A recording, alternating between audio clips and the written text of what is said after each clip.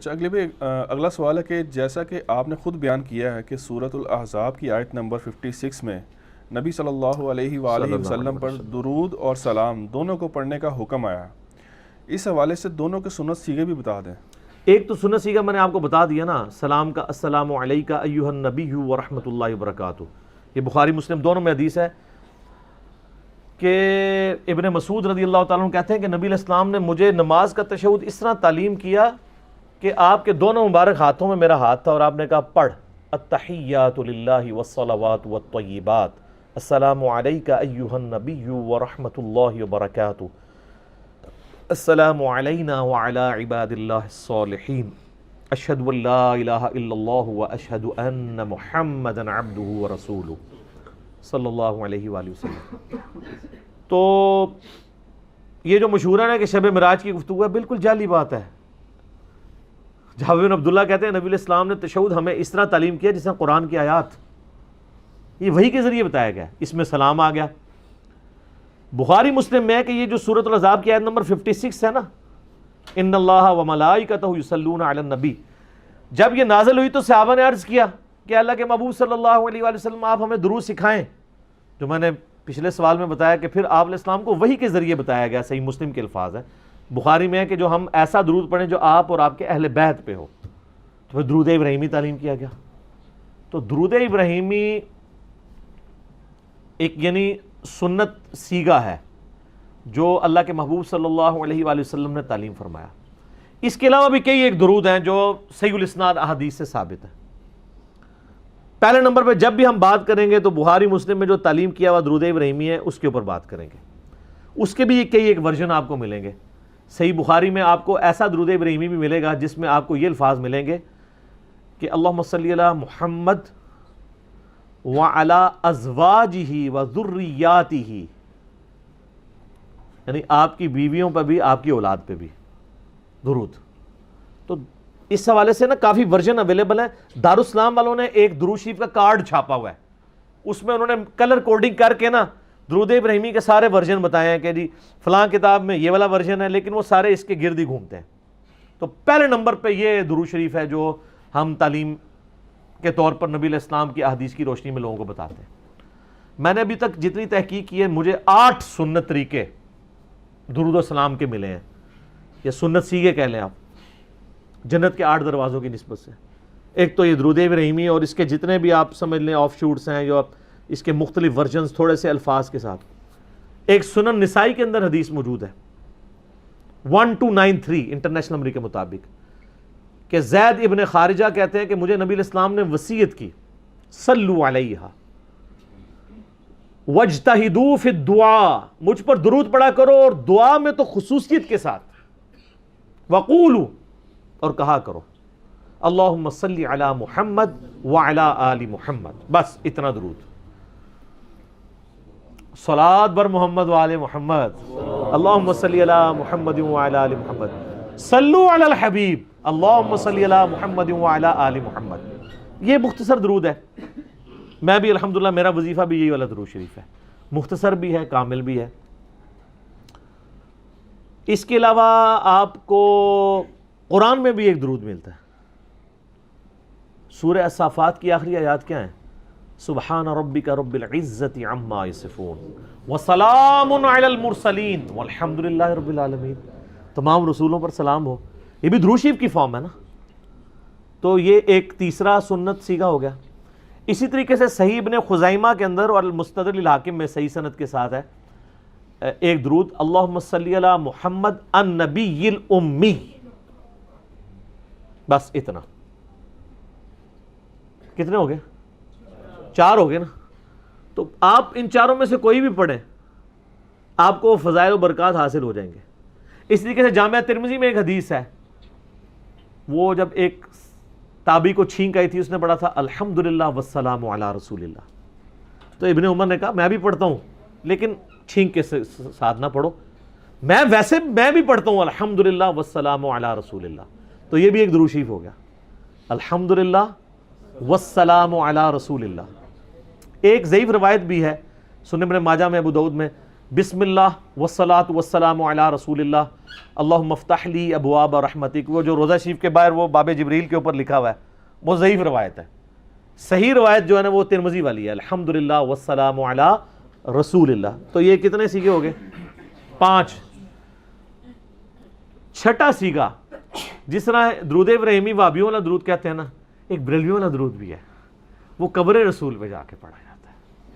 الموطا امام مالک میں موجود ہے، فضل الصلاۃ علی النبی میں موجود ہے، المصنف ابن ابی شیبہ میں موجود ہے، سنن کبریٰ البیہقی میں موجود ہے کہ ابن عمر رضی اللہ تعالیٰ عنہ جب بھی سفر پر جاتے واپس آتے مسجد نبوی میں 2 نفل پڑھتے، اس کے بعد قبر رسول پہ آ کر عرض کرتے السلام علیکہ یا رسول اللہ.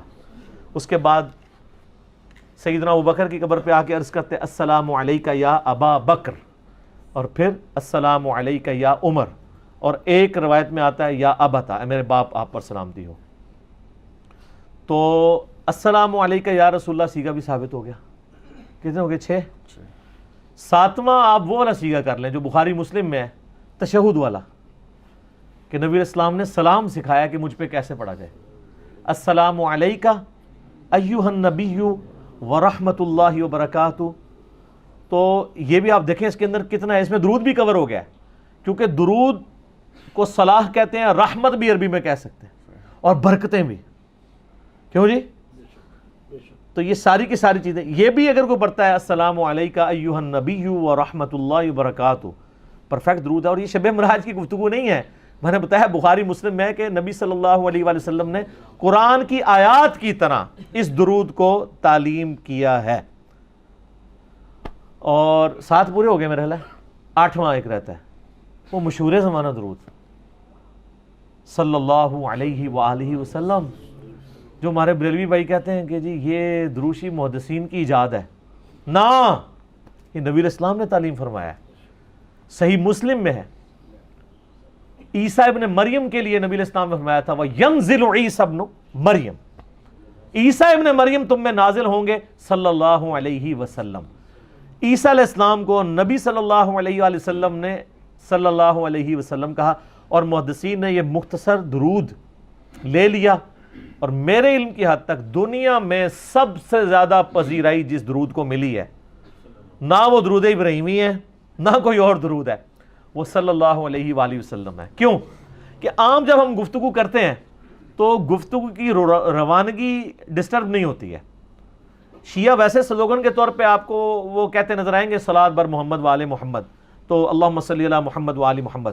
لیکن آپ عموماً شیعہ علماء کی جب تقریریں سنیں گے تو جب نبی صلی اللہ علیہ وآلہ وسلم کا ذکر کریں گے تو کیا کہیں گے؟ صلی اللہ علیہ وآلہ وسلم. تو اہل سنت کی کتابیں تو ویسے ہی بھری ہوئی ہیں. بخاری مسلم میں آپ کوئی بھی حدیث اٹھا کے دیکھ لیں تو قال رسول اللہ صلی اللہ علیہ وآلہ وسلم. تو آپ صلی اللہ علیہ وآلہ وسلم کے لیے یہ درود شریف ایسا پرفیکٹ درود شریف ہے، مقبول بارگاہ درود شریف ہے، جو پوری دنیا میں مسلمانوں نے ایکسیپٹ کیا ہے. جمعے کے خطبوں میں، عید کے خطبوں میں، اذان کے جواب میں، ہر جگہ مسلمان جب بھی اپنے محبوب صلی اللہ علیہ وآلہ وسلم کا نام سنتا ہے تو آپ صلی اللہ علیہ وآلہ وسلم پر یہ درود شریف پڑھتا ہے صلی اللہ علیہ وآلہ وسلم. تو یہ 8 سنت سیگے ہو گئے. البتہ ایک اور چیز ہے ضمناً میں عرض کر دیتا ہوں، نعتیہ اشعار میں بھی بعض اوقات درود السلام کے سیگے موجود ہیں.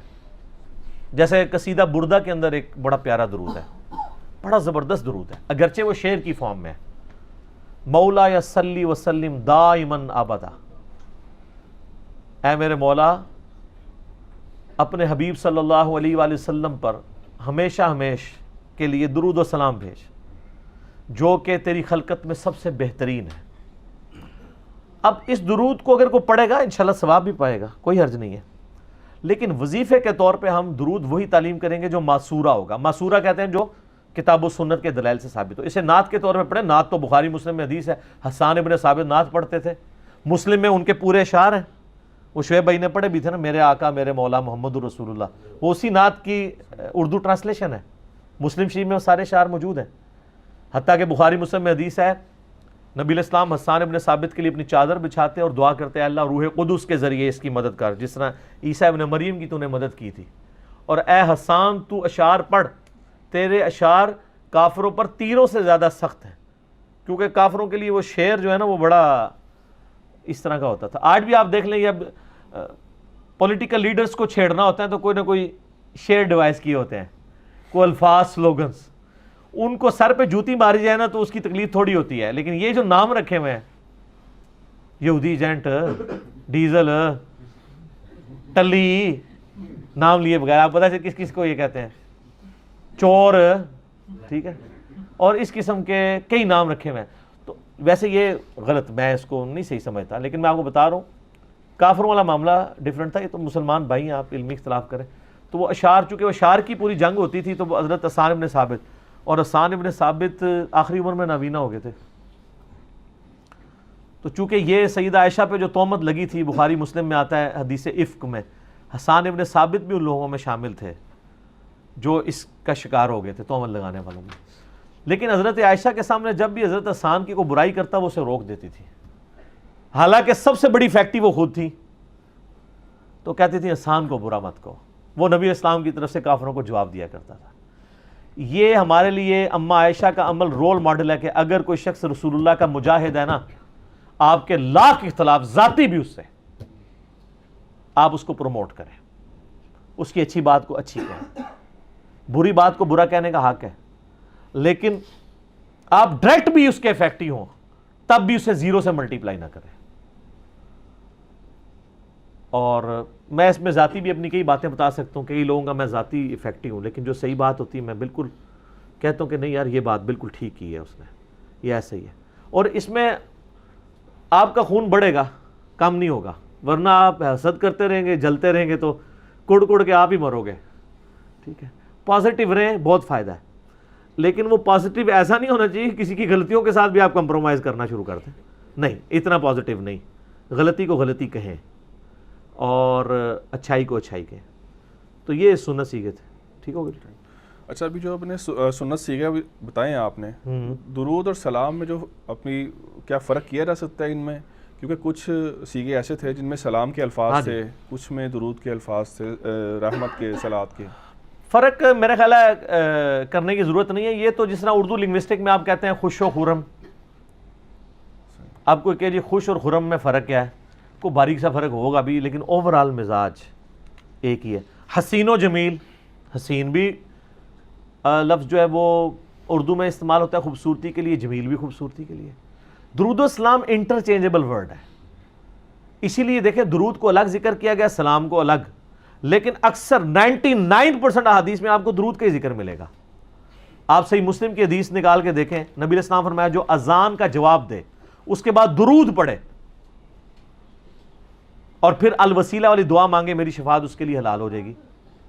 سلام کا ذکر کوئی نہیں ہے. تو سلام الگ سے ایک چیز ہے, درود الگ سے ہے, لیکن دونوں انٹرچینجبل ہیں. اگر کوئی صرف سلام پڑھ لیتا ہے وہ بھی نبی اسلام کے لیے دعائے رحمت کر رہا ہے, اور جو درود پڑھ رہا ہے وہ بھی آپ علیہ السلام کے لیے دعائے رحمت اور سلامتی کر رہا ہے. تو یہ اس طرح کی چیزوں سے نہیں, یہ تو ایک اس میں آپ کہہ لیں کہ جتنا گڑ ڈالیں گے میٹھا ہوتا جائے گا. لیکن اگر کوئی صرف درود پڑھے تب بھی ٹھیک, اگر کوئی صرف سلام پڑھے تب بھی ٹھیک, درود و سلام دونوں پڑھے تب بھی ٹھیک. ٹھیک ہو گیا. سالی بھائی اگلا سوال بڑا امپورٹنٹ ہے اور بڑا کریٹیکل ہے عوامی لحاظ سے, کیونکہ یہ بہت زیادہ کویشچن کیا رہتا ہے. کیا کہ درود لکھی, درود ماہی, درود تاج, درود تنجینہ, درود غوثیہ, درود خضری اور قصیدہ بردہ شریف میں آنے والے الفاظ مولا یا صلی وسلم دائماً ابدا, ان کا اس کو وظیفے کے طور پر پڑھنا کیسا ہے, جبکہ ان کا ثبوت کسی ضعیف حدیث میں بھی نہیں ہے؟ وظیفے کے طور پہ آپ بے شک نہ پڑھیں, اگر ویسے آپ پڑھنا چاہتے ہیں دعا کے طور پہ, نعت کے طور پہ مولا یا صلی وسلم تو ضرور پڑھیں, لیکن اس میں کچھ اشعار ٹھیک نہیں ہیں. اور درود تاج کے اندر بھی کئی الفاظ جو ہیں وہ یعنی اب میں وہ شرکیہ لفظ استعمال کروں گا تو یہ چڑھ جائیں گے, تو میں کہوں گا گستاخانہ ہے. نبی علیہ السلام اگر سنیں تو ان چیزوں کی اجازت نہ دیں. تو اس لیے بہتر یہ ہے کہ جو مجھے بتائیں, ایک آپ کے سامنے مولانا شریف کا درود شریف لکھا ہوا ہے اور ایک سیدنا و مولانا محمد رسول اللہ کا تعلیم کیا ہوا درود شریف ہے, تو آپ کون سا؟ محمد رسول اللہ نبی صلی اللہ علیہ وسلم کا. بخاری میں حدیث ہے, مسلم میں بھی ہے, نبی علیہ السلام نے ایک صحابی کو دعا تعلیم کی وضو کے بعد, اس میں الفاظ تھے بِنَبِيِّكَ الَّذِي أَرْسَلْتَ, ایمان لایا اس کتاب پہ جو تیرے نبی کے ساتھ نازل ہوئی. اس نے نہ اس لفظ کو چینج کر کے بِرَسُولِكَ الَّذِي أَرْسَلْتَ پڑھ دیا. سپرلیٹو ڈگری لگا دی، نبی سے بہتر ڈگری ہے رسول. نبی علیہ السلام نے فرمایا یہ تم نے میرے الفاظ کیوں بدلے؟ وہی کو جو میں نے تعلیم کیا. اور پھر جو ترمذی کی حدیث ہے، عبداللہ بن عمر کے سامنے ایک بندے کو چھین گئی، اس نے کہا الحمدللہ والسلام علی رسول اللہ. انہوں نے کہا میں بھی درود شریف کا قائل ہوں، میں بھی کہتا ہوں الحمدللہ والسلام علی رسول اللہ، لیکن چھینک کے ساتھ صرف سورۃ الحمدللہ پڑھو، درود شریف نہ ملاؤ. تو یہ درود لکھی اور اس کے ساتھ پوری سٹوریاں جڑی ہوئی ہیں. ایک درود ماہی بھی ہے. وہ میں نے بولا. ہاں یہ ماہی وہ والا ہے، وہ مچھلی والا. اے ماہی پنجابی والا نہیں ہے گا، ٹھیک ہے. تو وہ یہ سارے بزرگوں کے لکھے ہوئے درود ہیں. ان کے اوپر یعنی یہ ان کے لیے اتنا ہی کافی کہ بزرگوں نے لکھے ہیں. تو یہ پھر دین کا حصہ تو نہ ہوا ہے نا. دیکھیں بزرگوں کا نام لیتا ہوں تو آسا چھوٹ جاتا ہے لوگوں کا، کیونکہ ان کو سمجھ آ رہی ہوتی کہ میں کیا کہہ رہا ہوں. یہ تو ہنسی کی بات ہے نا، لیکن دوسری طرف یہ کہ جس طرح انہوں نے بھی سوال کیا نا درود لکھی درود ماہی، تو اگر فرض کرے آپ کا یہ کلپ کوئی بریلوی عالم سن رہا ہو تو جیسے ہی یہ شروع کریں گے نا سوال درود لکھی لو یہ آگے بات ساڑھی باری آ گئی. اگر وہ یقیناً کہہ رہے ہوں گے اور یہ اس چیز کا ثبوت ہوگا کہ ان کو پتہ ہے کہ یہ کہانی ہے، ان کو خود پتہ ہے یہ کہانی ہے. اور حالانکہ یہ دیکھتے نہیں، ان کے ساتھ یہ ہماری جو کنفرنٹریشن ہے یہ نبی الاسلام کی فیور میں ہے. دوسری طرف رسول اللہ کھڑے میں ہیں اور آپ اس تعلیم کو چھوڑ کے یہ کہانیاں لوگوں کو کرا رہے ہو. صحابہ کرام تو کبھی بھی اس چیز کی اجازت نہ دیں جو انہوں نے یعنی دین کے ساتھ کیا ہوا ہے. میں پھر اور طرف چل پڑوں گا. ٹھیک ہوگا. لیکن علی بھائی اس میں آپ عوام کو کوئی موقف تو دیں اپنا کہ کیا کرے، کیونکہ اس میں جو سیگے غلط ہیں وہ عوام تو الگ نہیں کر تو سکتے. نعت کے طور پہ پڑھیں. ہاں پھر عوام جو ہے نا وہ پھر علماء کے پاس جا کے ان کے ترجمہ سیکھے، اس کے بعد علماء سے کہے کہ یہ جو اس میں یہ لکھا ہوا ہے یہ دعویٰ کہاں ہے. مثلا اس میں قصیدہ بردہ میں ہے کہ لوح اور قلم کا سارا علم رسول اللہ کے پاس ہے، بلکہ اس میں تو یہ لکھا ہوا ہے کہ حضور کے علم میں سے ایک حصہ ہے لوح و قلم. استغفر اللہ، بندہ لگائیں تو اور کیڑا علم ہے؟ تو ان کو کہ یہ کہاں لکھا ہوا ہے. تو جب وہ ترجمہ کریں اور پوچھیں کہاں لکھا ہوا ہے، وہ آپ کو خود ہی اتنا متنفر کر دیں گے کہ آپ اس کو کہانی سمجھ کے خود ہی اٹھ جائیں گے وہاں سے.